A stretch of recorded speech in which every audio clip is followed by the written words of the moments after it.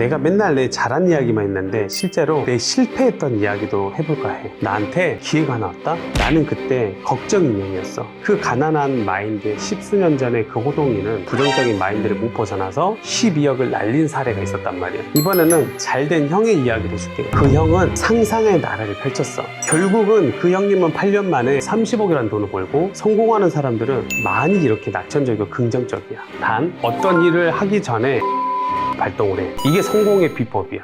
대표님은 솔직히 누가 봐도 부자라고 할 수 있잖아요. 아니야, 세상에 진짜 부자들이 얼마 많은데.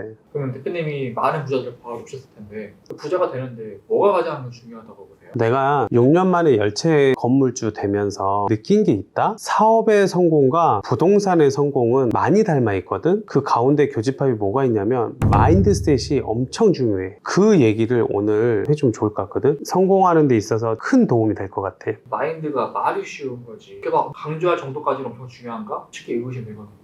알았어. 그 의심이 내가 성공할 수 있는 결심으로 될 수 있게끔 만들어줄게. 어때? 왜 그런 말도 있잖아. 가난한 사람은 걱정하는 대로 되고 부자는 상상한 대로 된다는 이야기 알아? 실제로 이 모든 것은 누군가의 상상이라는 말 알아? 이를테면 이 볼펜 있지. 누군가는 볼펜 하나를 만들었는데 어떤 사람은 빨간색, 파란색 다 여러 가지 색을 쓰면 안 될까? 이런 걸 개발했잖아. 이 사람은 엄청난 부자가 돼 있을 거야. 본인의 상상에서 만들어졌잖아. 이 물도 그래. 누군가는 늘 어렸을 때 그냥 물 끓여 먹고 누가 물을 사 먹어 미친 거 아니야? 그랬지만 어느 누군가는 물은 반드시 사 먹는 시대가 올 것이다. 깨끗한 물을 원한다. 누군가의 상상으로 이렇게 만들어졌잖아. 이 모든 건 누군가 상상이라는 거 인지 알겠니? 그래서 그 마인드 차이가 성공과 실패를 결정지었던 내 경험담 사례를 이야기해줘도 될까? 이게 재밌는 이야기가 내가 맨날 내 잘한 이야기만 했는데 실제로 내 실패했던 이야기도 해볼까 해. 내 일을 통해서 반면교사 삼으라고. 벤치마킹도 중요하지만 반면교사도 삼아야지. 어떤 실패를 하신 거예요? 13,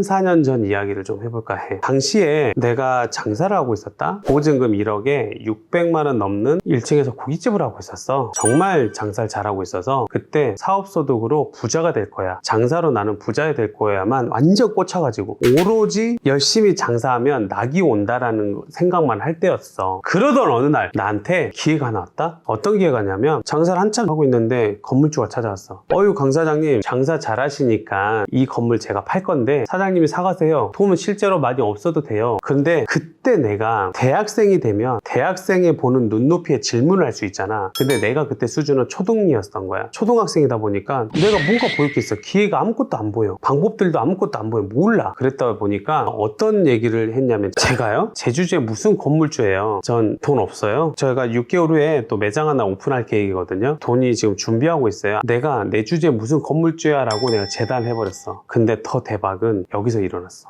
그 이후로 다른 사람이 건물을 샀고 불과 4년 만에 이 사람이 건물을 팔면서 인사를 했는데 뭐라고 했는지 알아? 아이고 강 사장님 그때 이거 안 사시고 제가 덕분에 살 수 있어서 너무너무 고마웠다고. 덕분에 제가 돈을 꽤 벌고 갑니다 라고 하는 거야. 이 사람이 왜 고맙다고 나한테 했냐면 그때 당시에 매가가 20억짜리 건물인데 이걸 살려면 5억이란 돈이 있었어야 됐어. 근데 이 사람이 2억밖에 없었거든. 얼마가 부족해? 3억이 부족하다. 그러면 3, 4억이 나도 없어서 안 산다고 생각했어. 나도 1억은 그때 당시 마련할 수 있었거든. 그 사람이 결국은 한 10억 벌고 나왔거든 4년 만에. 근데 내가 그 돈 벌 수 있을 거라 생각했으면 내가 건물주 안 됐겠어? 2억 가지고. 이 사람은 결국 2억 가고 건물주가 됐단 말이야. 어떻게 되는지 이야기해줄게. 20억을 대출을 80%를 받으면 얼마야? 16억이야 16억에 기타 부대 비용 하면 1억을 잡아. 5억이 필요하다는 거야. 근데 이 사람이 2억으로 어떤 방법을 찾았냐면 레버리지는 두 가지가 있다. 하나는 금융 레버리지하고 또 하나는 사람 레버리지가 있어. 사람 레버리지는 뭐예요? 말 그대로 내가 거기 1층에 보증금을 1억을 넣었다 했잖아. 나머지 층에서 또 1억이 됐거든. 그래서 보증금만 해서 2억이 디파짓이 보증금 딱 박히게 돼 있었던 거야. 그럼 그 임차인의 보증금을 레버리지 하신 거예요? 그렇지. 그러니까 이 사람이 아까 2억 있었다 했잖아. 그럼 플러스 2억이 있어. 그럼 4억이네? 1억이 없잖아. 근데 그 1억을 신용대출로 나름대로 보험대출 뭐 이런 걸로 이용해갖고 샀던 거야. 철저하게 레버리지를 잘 이용해서 산 거지. 근데 되게 하이 리스크 전략인 것 같은데. 근데 이미 수지 분석을 해본 거야. 월세 대비 이자랑 계산해서 사도 됐겠다 판단했겠지. 근데 나는 그런 지식 정보가 전혀 없었던 거야. 오로지 경주마처럼 앞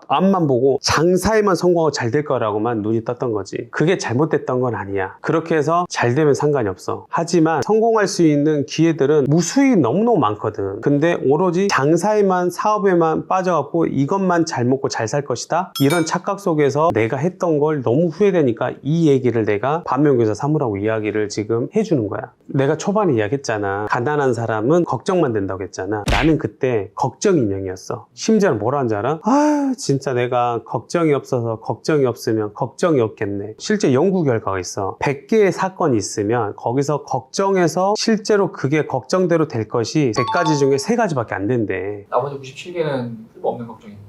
그렇지. 그러니까 걱정하지 말라는 거야. 돌파하고 해결해 나갈 솔루션을 찾는 거지. 근데 나는 걱정만 했던 거지. 오메오메 저 16억을 대출을 받아서 폐가 망신하면 어떠지? 주위에서 빚내가 어쩌고 하면 난리가 난다 그랬는데 너무너무 무섭다. 부모 반대하지, 지인들 반대하지, 송충이는 솔잎만 먹고 살아야 되는데 이지랄하고 있지. 너무너무 무서웠어. 그래서 내가 처음에 그 얘기 해준 거야. 진짜로 계속 걱정만 하니까. 그래서 걱정만 하다가 진짜 가난이 대물림 된다니까. 이번에는 잘된 형의 이야기를 해줄게. 그 형은 말 그대로 부자는 뭐라고? 상상대로 된다겠잖아. 그 형은 상상의 나라를 펼쳤어. 이 형한테 배울 거는 뭐였냐면 당시에 자영업을 열심히 하고 있었고 평범했어. 한 달에 그냥 700~800에서 1000만 원 꾸준히 벌고 있었던 형님이야. 그리고 와이프도 일을 하고 있었고. 근데 어느 날 어디서 들은 거야. 돈은 놔두면 썩는데 물처럼. 그러면서 나 재개발 있는데 상가가 나오는데 나 여기다 살 거야. 형 그거 엄청 오래 걸릴 텐데? 난 부정적으로 얘기했지. 아니야 한 10년 안에 된대. 근데 정말로 그 재개발이 뉴타운으로 만들어지면서 거기서만 30억을 본 거야. 근데 그 형이 비관적이고 비판적이고 부정적이었으면 절대 그거 못 샀거든. 언제 개발될지도 모르고 거기 조합원들이 막 비리 있었고 막 이연병 지랄했거든 거기서. 그래서 언제 어떻게 될지 모르는 거야. 근데도 이 형님은 기본적으로 공부를 했겠지. 아, 이 정도면 언젠간 개발된다. 그러면서 기다렸는데 진짜로 큰 기회를 잡은 거지. 와, 결국은 지금은 그나마 잘 돼서 다행이지만 나는 그때 당시 완전 가난한 마인드였지. 늘 걱정투성이었고 그래서 실행을 못해. 걱정하고 부정적인 사람이 뭔 실행을 할 수 있겠어. 근데 아까 말했잖아. 부자는 상상한 대로 되는데 이 형은 장사도 기본 이상으로 하고 있고 당시에 재개발에 투자했잖아. 그렇지만 남들 안 좋은 얘기를 충분히 많이 해줬거든. 주위에 사람도 많아. 얼마나 안 좋은 얘기를 했겠어. 결국은 그 형님은 8년 만에 30억이라는 돈을 벌고 그 가난한 마인드에 10수년 전에 그 호동이는 그걸 실행 못하고 부정적인 마인드를 못 벗어나서 12억을 날린 사례가 있었단 말이야. 여기서 이 형님한테 배울 수 있는 거는 긍정적인 마인드로 결국 상상을 해냈고 그것을 실행을 했기 때문에 결국은 좋은 결과물이 나왔던 거야.